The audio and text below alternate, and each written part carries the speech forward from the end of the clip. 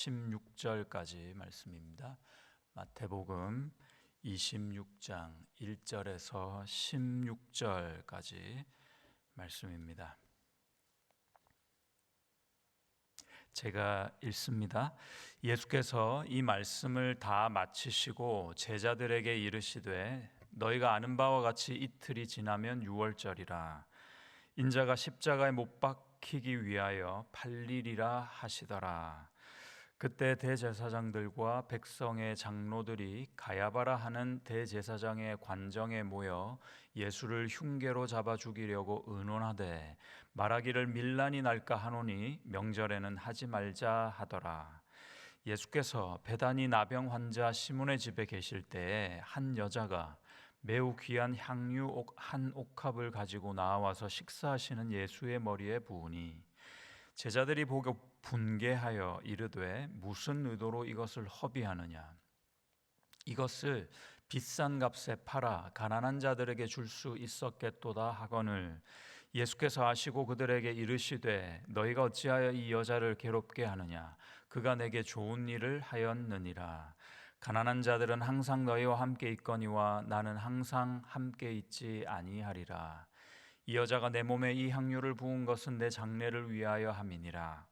내가 진실로 너희에게 이르노니 온 천하에 어디서든지 이 복음이 전파되는 곳에서는 이 여자가 행한 일도 말하여 그를 기억하리라 하시니라. 그때 12 중에 하나인 가롯 유다라 하는 자가 대제사장들에게 가서 말하되 내가 예수를 너희에게 넘겨주리니 얼마를 주려느냐 하니 그들이 은 30을 달아 주거늘 그가 그때부터 예수를 넘겨줄 기회를 찾더라. 아멘. 오늘 본문 말씀에서부터 예수님은 그 십자가를 향해 달려가는 발걸음을 본격적으로 내딛고 계십니다. 십자가에서 죽을 것이다, 이제 이 말씀을 본격적으로 하게 되시는 것인데요. 1절에서 5절 말씀을 보면 대제사장들과 장로들이 예수님을 죽이기를 모의하죠. 그리고 좀 더 지나서 14절에서 16절부터의 말씀을 보면 가롯 유다가 그 예수를 죽이려고 모의합니다. 되게 어울리는 말씀이죠. 그런데 좀 특이하게도 중간에 보시면 가운데 있는 말씀이, 그 사이의 말씀들이 그 인간들의 예수를 죽이려고 하는 술책들 사이에 매우 독특하게 놓여져 있습니다. 한 여인이 예수님의 머리에 값비싼 향유를 붓죠. 나병 환자인 시몬이라는 사람 집에서 예수님이 식사를 하시는데 이 여인이 난데없이 와서는 식사하시는 예수님의 머리 그리고 온몸에 사실은 향유를 부었고, 이에 제자들은 그녀를 상당히 나무랬습니다. 오늘 말씀을 읽은 부분에서 보니까 분개하며 얘기했다 그랬어요. 막 분개를 했대요. 이게 무슨 짓이냐고. 반면 그 예수님은 그 여인을 인정하고 칭찬해 주셨습니다. 당시의 문화와 율법을 고려하면 자연히 몇 가지 질문이 떠오르는데요. 대표적으로 이런 질문입니다. 나병 환자의 집에서 식사해도 괜찮은가? 율법적으로 아주 부정한 일이거든요. 그 집에 함께 계셨다는 것 자체가 사회적으로도 받아들이기 어려운 상황일 것이다. 그런데 왜 그러셨을까? 또 하나는 예수님이 그림을 그려보면 참 황당할 만 하셨던 일입니다. 사실은 식사를 하고 계시는데 식사를 하는 그 식탁 위에서 남대없이 문을 열고 들어온 한 여인이 값비싸든 값이 덜 비싸든 뭔가를 부었다는 거 아닙니까? 아주 무례하죠. 당황스러운 행동처럼 보입니다. 이 여인은 왜 그랬을까 하는 질문입니다. 돌출 행동입니다. 우리가 이런 성경 인물들을 대할 때, 성경의 말씀, 진리를 대할 때 항상 그 인물들이 나오는데 나도 이 사람처럼 될 수 있을까 항상 생각을 하거든요. 나도 이 사람처럼 이런 일을 해서 긍정적으로 볼 때 예수님께 인정받고 예수님께 칭찬받을 수 있을까? 그런 자성적인 생각을 하게 됩니다. 근데 오늘 이 여인은 예수님께 비록 칭찬은 받았지만 내가 꼭 그러고 싶지는 않아요. 왜 그런가? 여러분도 아마 공감을 하실 텐데 그 중에 제일 큰 이유가 뭐냐면은 아무 의미 없어 보여요. 그야말로 허비한 것처럼 보인다는 거죠. 그 값비싼 향유를. 얼마나 비싸냐? 하루 일하면 품삯이 보통 노동자들이 받는 그 품삯이 1데나리온이라고 합니다. 300데나리온 정도에 되는 향유를 부었으니 노동자 1년 연봉에 준하는 그런 값비싼 향유를 부었다는 거 아닙니까? 그런 귀한 돈을 나라면 헌금을 들여가지고 교회 건물을 짓는 일에 사용되게 하거나 선교에 보탬이 되는 돈으로 사용하거나 아니면 누군가 가난한 사람을 구제하는 구제 비용으로 사용했으면 어땠을까 하는 생각이 들기 때문입니다. 그러고 싶지 않은 마음이 더 큽니다. 그런데 지금 제 생각은 누구의 말과 같습니까? 오늘 본문에 나오는 제자들의 말과 같습니다. 하나도 틀린 말이 없어요. 분개할 만해요. 무례해서 분개할 만하고요. 돌출적이라서 분개할 만하고 그 비싼 걸 아무 의미 없이 그렇게 땅바닥에 버리듯 식사하고 계시는 예수님께 부어버리는 그 행동에 대해서 화가 날 만하지 않느냐 하는 것이죠. 상식적입니다. 그 제자들의 말은 어쩌면 더 타당한 모습으로 보입니다. 왜 그랬을까요? 이 여인은 답은 정해져 있는 것 같습니다. 허비할 만큼 사랑해서가 아닌가 싶습니다. 사랑하는 남녀가 돈이 아깝고 시간이 아까우면 사랑을 어떻게 하겠어요? 진짜 사랑하면 돈이고 시간이고 뭐도 아깝지 않게 되겠죠. 그 사람이 제일 소중하기 때문입니다. 앞뒤 생각할 것 없이 어떨 때는 그 사람을 사랑하는 모습도 나오게 되겠죠. 제일 소중하기 때문입니다. 그게 사랑 아닐까요?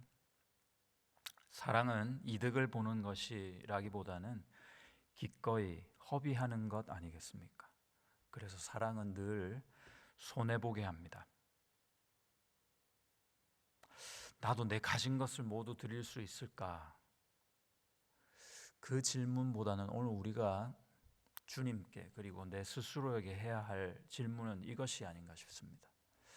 내가 가진 것이 아무 의미 없을 정도로 허비하는 사랑을 나도 할 수 있는가? 하고 있는가? 그 마음이 있는가? 이런 질문일 겁니다.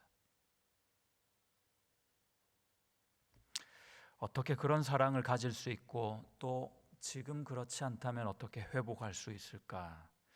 이 질문이 참 중요할 텐데요. 이 여인의 마음을 아셔서인지 사랑의 허비를 당하신 예수님은 이렇게 그 여인의 편을 드시죠. 10절 보니까 어찌하여 이 여자를 괴롭게 하느냐?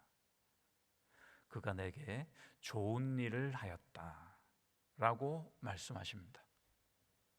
그가 또 말씀하시길 내 장례를 준비하였느니라 하셨습니다.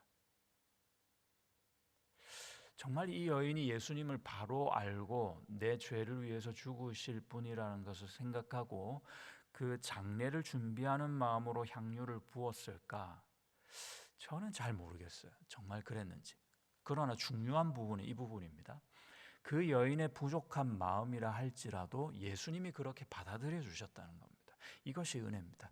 우리가 신앙이란 이름으로 믿음이란 이름으로 주님을 사랑한다는 마음으로 드려진 행동과 말들이 또는 그 마음들이 우리의 것 이상으로 주님께 받아들여진다는 것이 저에게는 참 큰 은혜와 위로가 되었습니다. 여인은 예수님의 소문을 듣고 내지는 이전에 예수님을 만나서 은혜를 받은 적이 있었을 것입니다. 누가복음에서 비슷한 본문에 얘가 나오는데요. 7장 47절, 누가복음 7장 47절에 보면 이렇게 말씀하십니다. 이러므로 내가 내게 말하노니 그의 많은 죄가 사하여졌도다. 이 여인이 와서 향유를 붓고 했는데 그의 많은 죄가 사하여졌도다 이랬습니다. 이는 그의 사랑함이 많음이라. 사함을 받은 일이 적은 자는 적게 사랑하느니라. 이 여인의 죄가 용서받기를 원하는 마음으로 그 여인은 예수님께 나아갔는데 그 죄가 용서받았다 예수님이 말씀하시는 겁니다. 그만큼 간절했던 거죠. 그 향유보다 더 귀한 것을 예수님께 드리고 싶었던 마음으로 다가갔을 것입니다. 예수님은 그런 여인의 중심, 그 마음을 보셨던 것입니다. 그리고 그 믿음, 그 사랑을 칭찬하시죠. 향유를 깨뜨린 여인이 나오고요. 은 30에 예수님을 판 가룟 유다가 나오고, 그리고 죄인을 위해 목숨을 버리신 예수님이 오늘 말씀에서 등장하셨습니다. 가만 관찰을 해봤어요. 세 사람 다 비슷하지만 또 다른 특징이 있더라고요. 여인은 향유를 버리고 죄 사함을 얻었죠. 유다는 의리를 버리고 은 30을 얻었을 것입니다. 예수님은 목숨을 버리고 우리를 얻으신 것입니다. 누가 가장 잘한 선택을 했을까요? 인간적인 시선을 가지고는 유다가 뭔가를 얻은 것 같지만 진정한 가치는 어디에 있었을까? 예수님은 나 같은 죄인을 위해 목숨을 버리셨습니다. 그러나 우리가 항상 그 은혜를 기억하며 살고 있는가? 나도 유다처럼 매 순간마다 의리를 저버리고 그 은혜를 망각하고 살고 있는데 말이죠. 구원의 감격을 잊고 살아가는 것이 우리의 현실일진데 그런 우리를 뻔히 알면서도 예수님은 당신의 목숨을 허비하신 것이 아니었을까요? 죄를 지으면서도 죄라는 인식조차 없고 용서를 구해도 소용없다, 내지는 용서를 구할 필요도 없다고 우리는 은연중에 생각하며 살아가고 있는 죄인, 무감각합니다. 이것이 바로 오늘날의 나병, 영적인 문둥병이 아닌가 생각합니다. 그 예수님은 지금 문둥병자인 우리와 식사를 하고 계시듯 함께 동행하고 계시죠. 우리는 입으로는 무엇이든지 예수님께 드릴 수 있다고 말하지만 실제로는 시간을 드리는 것에 인색하고 돈이나 나의 에너지나 내 삶의 소중한 것들을 주님께 내어드리는 것에 공색합니다. 쉽지가 않습니다. 그러나 이 여인은 허비하듯 그 일을 한 겁니다. 이유 없이, 계산 없이 사랑으로 드렸습니다. 왜 우리는 그렇게 사랑하지 못할까? 너무 자명합니다. 이 예수님을 바로 몰라서 그렇더라고요.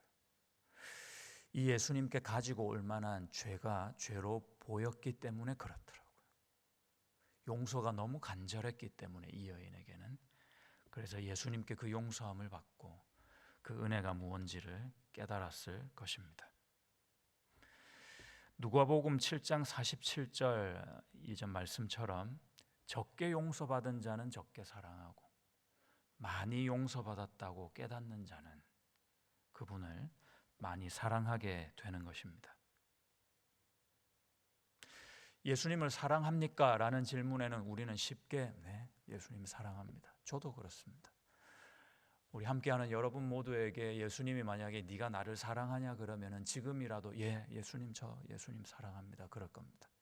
근데 우리가 살아가면서 특별히 신앙생활을 하면서 그 예수님만을 향한 사랑이 다른 것들로 다 자꾸 대체되는 듯한 느낌을 받습니다. 예수님께 주일마다 예배하는 그것이 예수님을 사랑하는 것으로 대체되는 듯한 느낌을 받습니다. 예수님께 예배한다는 것은 너무 귀한 일입니다. 하지만 예수님께 예배한다는 그 예배 자체가 예수님을 사랑하는 것과 완벽히 대체될 수는 없습니다. 교회에 나와서 우리가 교회의 귀한 사역을 위해서, 우리 사랑하는 교회 공동체를 위해서 내가 헌신하고 희생하는 것이 너무나도 귀하죠. 그런데 여러분, 그 헌신과 봉사의 내용이 완벽하게 내가 예수님을 사랑하는 그 마음과 대체될 수 있습니까? 내가 드리는 물질이나 시간이나 내 삶의 순간들이나 에너지들이 주님께 드려진다면 너무 감사하죠.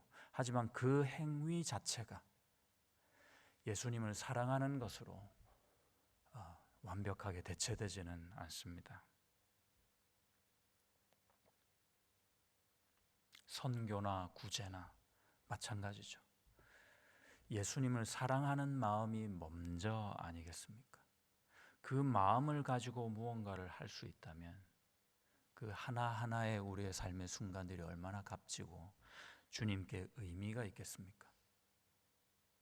반대로 그것이 없다면 우리는 큰 실수들만을 범하고 있는 것일 겁니다.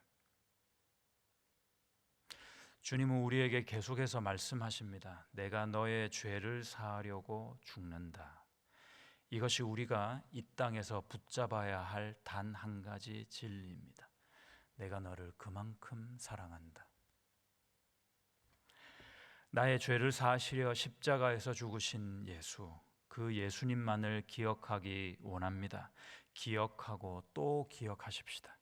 그리고 기억하며 살기를, 그 은혜를 망각하지 않고 살기를 기도하고 또 기도하십시다.